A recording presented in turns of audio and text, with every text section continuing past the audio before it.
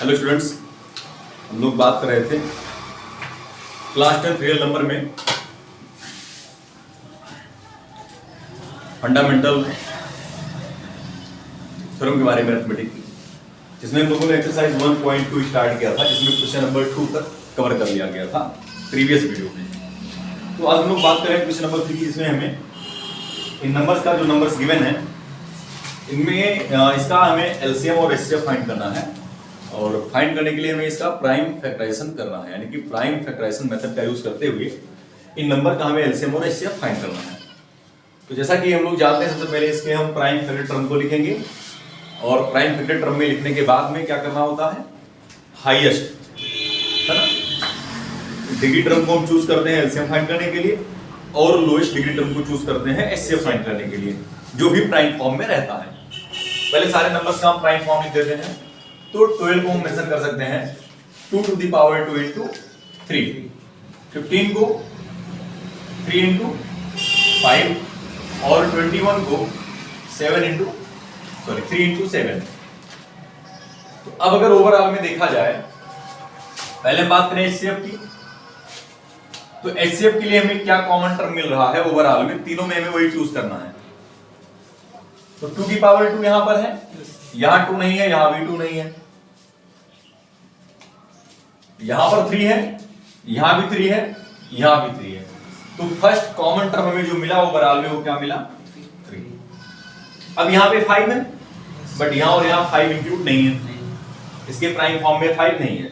यहां पर 7 है, लेकिन इन दोनों नंबर के प्राइम फॉर्म में 7 नहीं है, यहां पर 12 15 के प्राइम फॉर्म में 7 नहीं है। तो ओवरऑल अगर देखा जाए तो जो हमारे पास लोएस्ट कॉमन टर्म आया, लोएस्ट कॉमन डिग्री जो आई प्राइम फॉर्म में, वो क्या आई, 3 आई। तो 3 हमारा एचसीएफ हो गया। अब अगर हम ऐसे ही बात करें एलसीएम की, तो एलसीएम के लिए यहां पर देखिए क्या करना होता है, हमें हायर डिग्री वाले टर्म को चूज करना होता है जो कि कॉमन होते हैं। तो 2 की पावर 2 यहां पर है, यहां पर 2 की पावर 0, जहां पर पावर नहीं वहां 0 मेंशन कर सकते हैं। यहां पर 2 की पावर 0 है, क्योंकि चाहे तो यहां पर हम इसे 2 की पावर 0 यानी कि 1 लिख सकते हैं, इससे कोई फर्क नहीं पड़ेगा। तो ओवरऑल में 2 की पावर 2 कॉमन है, 3 यहां भी है, यहां भी है, यहां भी है, तो 3 कॉमन है। इन तीनों में 5 कॉमन है, और फिर इन तीनों में 7 कॉमन है, क्योंकि ओवरऑल यहां पे मेंशन कर सकते हैं, यहां पे 5 into 5 to the power 0, यहां पर 7 to the power 0, यहां पर 5 to the power 0। कुछ चीजें ओवरऑल में रहती हैं, मतलब एलसीएम में जो कॉमन है वो भी लेना है, जो नहीं कॉमन है वो भी लेना है, वैसे भी समझ सकते हैं। क्लियर? अब इन्हीं को हमें सिंपलीफाई कर देना है, ठीक है ना। तो ये दोनों एक साथ मिलकर के बन जाएंगे 20, 2 2 4, 4 5 20, और ये दोनों एक साथ मिलकर बन जाएंगे 21, और 21 2 हो जाएगा 42, और एक 0 लगा हुआ है ना। तो ये आ गया है एलसीएम। खतरनाक नंबर है 420, एलसीएम कितना आ गया, 420, यानी कि 420। इस तरीके से हम बहुत ही इफिशिएंटली एलसीएम और एचसीएफ फाइंड कर सकते हैं। ऐसे ही अगर हम बात करें सेकंड क्वेश्चन की, तो इसके लिए 17 को क्या लिखेंगे, 1 into 17, या सिंपली 17 फैक्टर वही रहेगा। ऐसे 23 को 1 into 23, 29 को 1 into 29। तो ओवरऑल में अगर देखा जाए तो इसका जो एचसीएफ आएगा तो सिर्फ और सिर्फ क्या आएगा, 1। और जब हमें इसका एलसीएम निकालना होगा, तो एलसीएम निकालने के लिए इन सबको वापस से क्या करेंगे, मल्टीप्लाई। तो 17 into 23 into 29। और इस क्वेश्चन से एक चीज ये भी हमें सीखने को मिल रहा है, कि हम एक नोट पॉइंट ये भी समझ सकते हैं कि अगर कभी भी कोई दो को प्राइम नंबर्स हैं, कैसे नंबर, को प्राइम, तो उन को प्राइम नंबर के बीच में, या प्राइम नंबर है, को प्राइम ना हो, प्राइम ही हो, चाहे दो प्राइम नंबर हो या फिर दो को प्राइम नंबर हो, हमेशा उनका एचसीएफ 1 रहेगा। एचसीएफ हमेशा क्या रहेगा, 1, और एलसीएम उनका हमेशा उनका प्रोडक्ट ही रहेगा। अगर एलसीएम निकालना है तो उन्हीं नंबर को हम मल्टीप्लाई कर देंगे तो हमें एलसीएम मिल जाएगा। तो ये भी को प्राइम के फॉर्म में थे, ये सारे नंबर कैसे प्राइम नंबर है, तो जब सबके सब प्राइम नंबर है, 17 भी प्राइम है, 23 भी प्राइम है, और 29 भी प्राइम है। तो जब ये तीनों के तीनों प्राइम है, all this three are prime, तो फिर इनका एचसीएफ 1 हो जाएगा और एलसीएम इन्हीं तीनों का प्रोडक्ट हो जाएगा। क्लियर? मल्टीप्लाई कर लेंगे, आपको रिजल्ट मिल जाएगा। मल्टीप्लाई करिए फटाफट।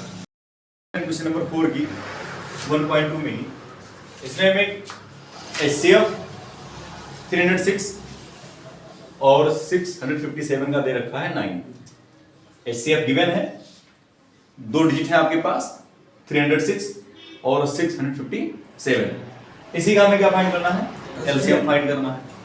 तो इससे पहले हम लोगों ने एक जनरल फॉर्मूला लिखा था कि अगर कोई 2 नंबर है A और B, मान लेंगे ये A है और ये B है, लोगों ने ये पढ़ रखा है HCF, डायरेक्टली मैंने आपको लिखाया था LCM of A, B is equal to A into B upon में HCF ऑफ A, B, है ना। ये शायद सेकेंड या थर्ड क्लास में आपको बताया गया था, इसी मतलब वीडियो लेक्चर की मैं बात कर रहा हूँ। ये फार्मूला आपको लिखाया गया था अलग से। तो अब देखिए हमें एलसीएम फाइंड करना है A और B, यानी कि A की जगह पे क्या है 306 और B की जगह पे क्या है 657। हमें इसी नंबर का एलसीएम फाइंड करना है। नंबर क्या है 306 और 657। एलसीएम और इनका एचसीएफ कितना है 9। क्लियर, डिवाइड कर देना, कट जाएगा ये 9 3 जा 27, 3 बचेगा 9 4 जा 36, ये 34 टाइम में कट जा रहा है 657। अब आप इसी को मल्टीप्लाई कर लीजिए और आपको रिजल्ट मिल जाएगा, ठीक है ना। 4 7 जा 28, 4 5 जा 22 कैरी रहेगा, है ना, तो कितना हो जाएगा 22, फिर 4 6 जा 24 और 2 कैरी कितना हो जाएगा 26, फिर 7 3 जा 21 कैरी 2 रहेगा, 5 3 जा 15 2 17 कैरी 1 रहेगा, 6 3 जा 18 और 1 ऐसे ही 3 13 9 2 11 1 12 और 1 1 2 ये 2 2 3 3 8 22,338 क्या आ गया एलसीएम। इन दोनों नंबर का एलसीएम हमारे पास ये आ गया। क्लियर है ना, ये क्वेश्चन नंबर 4 था। तो ऐसे ही बड़े इफिशिएंटली हम लोग क्वेश्चन को फाइंड आउट कर सकते हैं, जो उसका रिजल्ट रहेगा सॉल्यूशन रहेगा। क्लियर। नेक्स्ट जो क्वेश्चन है इसमें क्वेश्चन नंबर 5 है, चेक वेदर 6 की power n 6 to the power n can end with the digit 0। Explain करना है, चेक करना है कि 6 की पावर n की किसी भी वैल्यू के लिए, किसी इंटीजर वैल्यू के लिए, जैसे n की इंटीजर वैल्यू का मतलब हुआ n = 0 1 2 3 4 5 6 है ना, व्हाटएवर हम कोई भी वैल्यू लें n की, तो n की उस इंटीजर वैल्यू के लिए, इंटीग्रल वैल्यू के लिए क्या 6 की पावर n का एक्सपेंशन किसी भी कंडीशन में 0 से एंड हो सकता है, एंड विद 0। जैसे बहुत सारे ऐसे नंबर हैं, है ना, जिनका एक्सपेंशन जाकर 0 पे एंड होगा। तो क्या इस नंबर के लिए ऐसा पॉसिबल है या नहीं, हमें ये चेक करना है। तो पहली बात इस मजे से मान लो अगर कोई भी नंबर है, एक छोटा सा बेसिक सा कॉन्सेप्ट देख लीजिए। जैसे मान लो कोई भी नंबर जिसके लास्ट में 0 हो, जैसे मान लो 20 लास्ट में 0 है ना, तो ये एक्चुअली में क्या लिखा है 2 to the power 2 into 5। Clear है ना। या मान लो 30, इसके भी लास्ट में 0 है, तो ये क्या लिखा है 2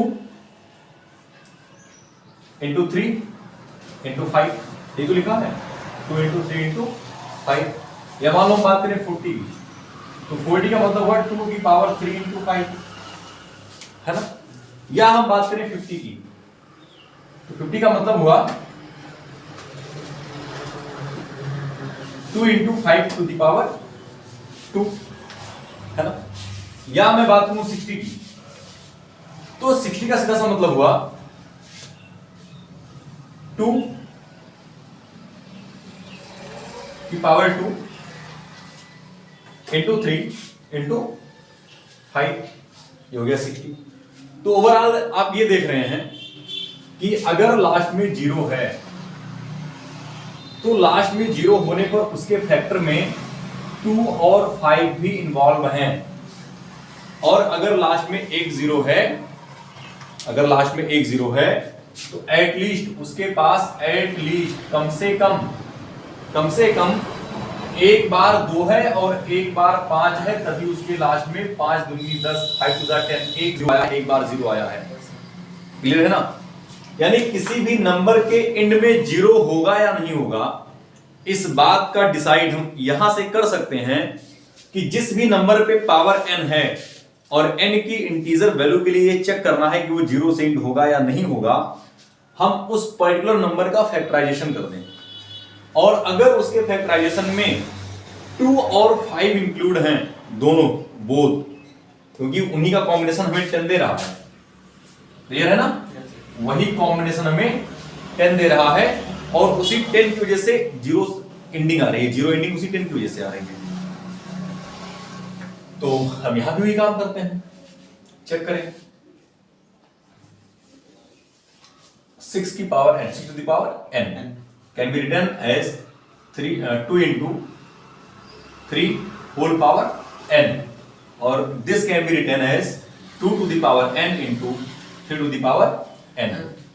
Now it is crystal clear, एकदम क्लियर आपको दिख रहा है कि 6 to the power n के एक्सपेंशन में जब हमने इसको एक्सपेंड किया फैक्टराइज करके, तो एक्सपेंड करने पर हमें 2 मिल रहा है, 3 मिल रहा है, but 5 does not exist, since in the expansion of in the prime form of 6 to the power n does not contain 5, does not contain combination of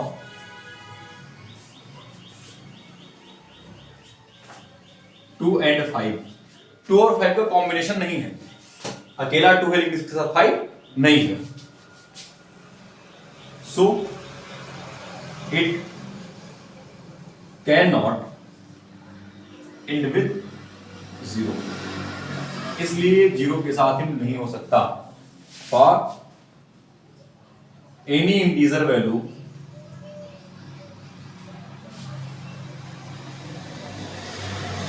of n की किसी भी इंटीजर वैल्यू के लिए ये 0 के साथ नहीं हो सकता, उसका बेसिक रीजन आपको यहां एक्सप्लेन कर दिया गया है, क्लियर है ना? नेक्स्ट क्वेश्चन है, explain why 7 into 11 into 13 plus 13 and 7 into 6 into 5 into 4 into 3 into 2 into 1 plus 5 are composite number. आपको यहां पर एक्सप्लेन करना है कि व्हाई दीज आर कंपोजिट, ये दोनों नंबर कंपोजिट कैसे हैं। तो पहले हमें ये पता होना चाहिए कि कंपोजिट नंबर क्या होता है, हमें ये जाने कि कंपोजिट नंबर होता क्या एक्चुअली में। तो कंपोजिट नंबर का मतलब सीधा सा ये है, एनी नंबर हैविंग 3 और more than 3 distinct factor। Composite number का मतलब ये हुआ कि कोई भी नंबर जिसके कम से कम 3 या 3 से ज्यादा, 3 या फिर 3 से ज्यादा, 3 और मोर देन 3 डिस्टिंक्ट फैक्टर हो, यानी कि अलग अलग फैक्टर हो। कैसे फैक्टर हो? अलग अलग। जैसे मैं बात करूं 4 की, तो 4 को हम लिख सकते हैं 1, एक फैक्टर हो गया 1, दूसरा हो गया 2 और तीसरा हो गया 4 इटसेल्फ। तो 4 के कितने फैक्टर हुए? 3, 1 2 3। तो ये 4 क्या है? 4 एक कंपोजिट नंबर है। कैसा नंबर है? कंपोजिट। या मैं बात करूं 6 की, तो 1 एक फैक्टर हुआ, एक फैक्टर 2 हुआ, एक 3 हुआ और एक 6 हुआ। तो इसके कितने फैक्टर हैं? More than 3। 4 फैक्टर हैं, 4 फैक्टर हैं, यानी कि मोर देन 3 है। तो ये भी क्या है? Composite number. यानी कंपोजिट नंबर का मतलब ये हुआ कि कोई ऐसा नंबर जिसके कम से कम 3 फैक्टर हो, 3 से ज्यादा भी हो तो भी कोई दिक्कत नहीं है। अब हमें शो करना है कि नंबर कंपोजिट है। तो इन नंबर्स को कंपोजिट शो करने के लिए हम क्या करें? हम यही दिखा दें कि ये जो नंबर है इनके 3 फैक्टर हैं। जैसे 7 into 11 into 13 plus 13। देखिए इन दोनों में 13 कॉमन है, 13 आप कॉमन ले लीजिए, 13 आपने ले लिया कॉमन, क्या बचा? 7 into 11 plus 1 है। सिंप्लीफाई किया आपने 13, अब 7 बन जा, 7 11 जा 77 और प्लस में 1, तो ये हो गया 13 into 78 हो गया ना। अब 78 को क्या ले सकते हैं हम लोग? सोचिए, 13 into 13 इंटू 6 है ना। कितने फैक्टर हो गए? 3। चाहो तो इसमें एक और फैक्टर दे सकते हो, 13 इंटू 13 इंटू 3 इंटू 2, है ना। कितने फैक्टर हो गए? 4 फैक्टर कॉम्बिनेशन हो गया, है ना। इसलिए ये क्या है? कंपोजिट नंबर है, क्योंकि ये जो नंबर लिखा हुआ है इस नंबर को आपने 3 फैक्टर्स 3 कॉम्बिनेशन में प्रेजेंट कर दिया। ये 13 से कट जा रहा है, 169 से कट जा रहा है, 2 से डिवाइड होगा, 3 से डिवाइड होगा, 26 से डिवाइड होगा, 39 से डिवाइड होगा। इसके बहुत सारे फैक्टर हमें मिल रहे हैं। कंपोजिट कॉम्बिनेशन ही दिखा रहा है कि कंपोजिट। दूसरा 7 6 into 5 into 4 into 3 into 2 into 1 plus 5। इस बार आप 5 कॉमन ले लीजिए, 5 कॉमन लीजिए, मल्टीप्लाई करिए। 7 इंटू 6 इंटू 4 इंटू 3 इंटू 2 और प्लस में 1 है।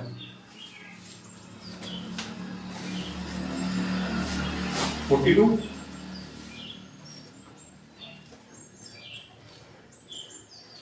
Into 4 into 6 plus 1।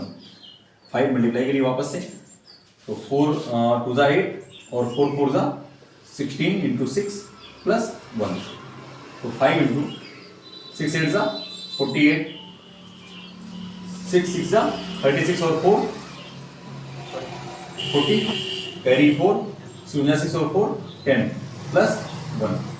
तो 5 इंटू 1009, और 1 तो सबके साथ होता है, ये भी कंपोजिट है ना। आप चाहो तो इसको सिंप्लीफाई भी कर दो, है ना। तो ओवरऑल ये भी क्या, ये भी कंपोजिट नंबर का कॉम्बिनेशन हमें दे रहा है, ठीक है ना। ये नंबर आपका 7 से डिवाइड हो जाएगा, तो आप इसको डिवाइड कर सकते हो और सिंप्लीफाई कर सकते हो, है ना। Since given numbers have more than 2 factors, so these are composite.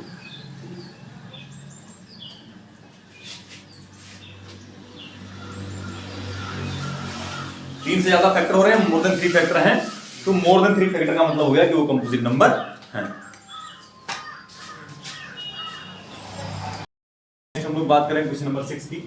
इसमें एक सर्कुलर पाथ है, वही सर्कुलर पाथ के अराउंड किसी पॉइंट से, मान लो ए से, 2 फ्रेंड हैं, सोनिया और रवि। तो सोनिया और रवि दौड़ना स्टार्ट करते हैं। अब ओवरऑल ये है बात कि सोनिया को एक राउंड पूरा करने में 80 मिनट का टाइम लगता है, जबकि एक राउंड पूरा कवर करने में रवि को सिर्फ 12 मिनट लगते हैं। तो जाहिर सी बात है कि रवि का एक राउंड पहले पूरा हो जाएगा और सोनिया को एक राउंड पूरा करने में ज्यादा टाइम लगेगा। तो जब तक रवि ए से चलकर वापस ए पर पहुंच जाएगा, तब तक सोनिया ए से कहीं दूर रहेंगी, कहीं इन सब पॉइंट पे रहेंगी, और जब तक सोनिया ए पर पहुंचेगी तब तक रवि ए से आगे पहुंच जाएगा। तो क्वेश्चन ये है कि एक बार स्टार्ट करने के बाद सोनिया और रवि स्टार्टिंग पॉइंट ए पर वापस से कब मिलेंगे, यानी कम से कम मिनिमम कितना राउंड लगाना पड़ेगा दोनों के लिए। तो मिनिमम कितना राउंड, अभी कल मतलब इससे पहले बताया गया था, मिनिमम टर्म का मतलब है एलसीएम। तो इसके लिए हम लोग क्या करेंगे, for this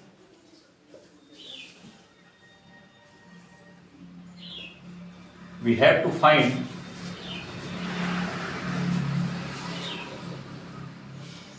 LCM of 18 and 12। 18 और 12 का हमें क्या करना है, एलसीएम निकालना है। तो 18 का मतलब हुआ 2 into 3 to the power 2, 12 means 2 to the power 2 into 3। तो एलसीएम कितना होगा, हायर डिग्री टर्म, यानी कि 2 की power 2 to the power 2 into 3 to the power 2। तो 4 इंटू 9 यानी कि 36। इसका मतलब आफ्टर 36 मिनट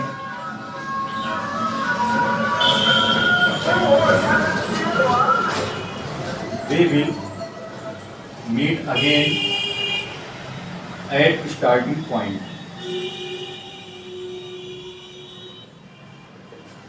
स्टार्ट करने के बाद 36 मिनट के बाद में दोनों वापस से स्टार्टिंग पॉइंट पर मिल जाएंगे। इसका मतलब रवि पूरा कर लेगा 3 राउंड और सोनिया 2 राउंड। रवि का 3 राउंड और सोनिया का 2 राउंड कंप्लीट होने के बाद में वापस से दोनों ए पॉइंट पर मिल जाएंगे, यानी कि दोनों लोग 36 मिनट के बाद में वापस से उसी पॉइंट पर मिलेंगे। नोट कर लीजिए।